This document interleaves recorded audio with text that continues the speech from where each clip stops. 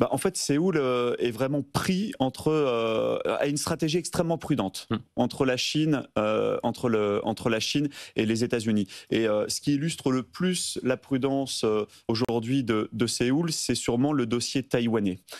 C'est le dossier taïwanais. Pourquoi ? Parce que pour la Corée du Sud, ils ne veulent surtout pas s'impliquer dans le dossier taïwanais. Déjà, première raison, pour ne pas ouvrir un nouveau front en plus du dossier nord-coréen.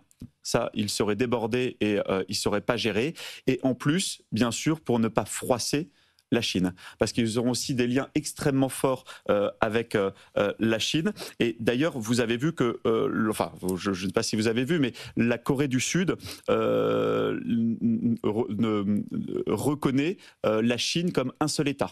La Corée du Sud n'a pas voulu reconnaître Taïwan comme peuvent le faire les Américains officieusement. Donc c'est une position d'entre-deux où en même temps Séoul essaye de garder un peu de son parapluie américain parce que la dissuasion nucléaire est quand même quelque chose de fondamental dans cette période qu'on traverse.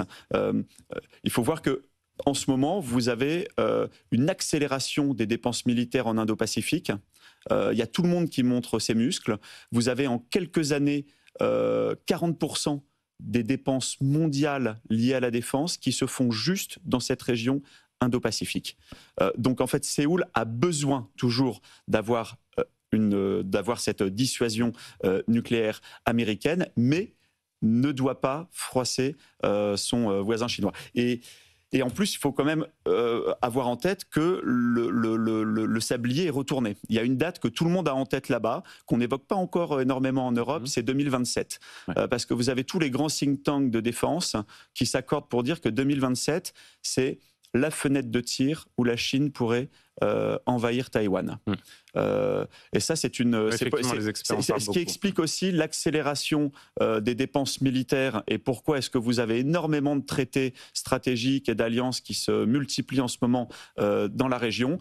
Il y a des choses extrêmement concrètes derrière. Vous avez récemment un groupe d'activistes qui s'appelle Black Moon qui a mis la main sur 800 pages de contrats et d'annexes entre Pékin et Séoul et qui montre que vous avez entre Pékin et Moscou, et qui montre que vous avez l'armée russe en ce moment qui, bénéficiant de son expérience ukrainienne, est en train d'entraîner les forces spéciales chinoises, leur a fait des comptes rendus topographiques, notamment des rivages de Taïwan, où on se rend compte qu'il y a des pentes qui sont trop pentues sur les rivages, qui limiteraient l'option d'une invasion amphibie. Donc il faudrait se concentrer sur une invasion aérienne par parachute pour prendre des aérodromes. Et c'est avec un certain type de parachute russe capable de transporter des charges de plus de 200 kilos qui sont en train d'entraîner des forces spéciales chinoises. Donc là, on est vraiment dans du concret.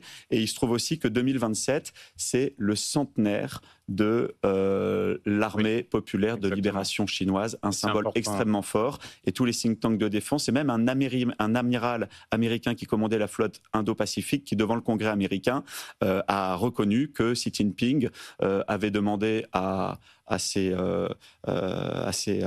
commandants, à ses troupes, d'être prêtes pour 2027.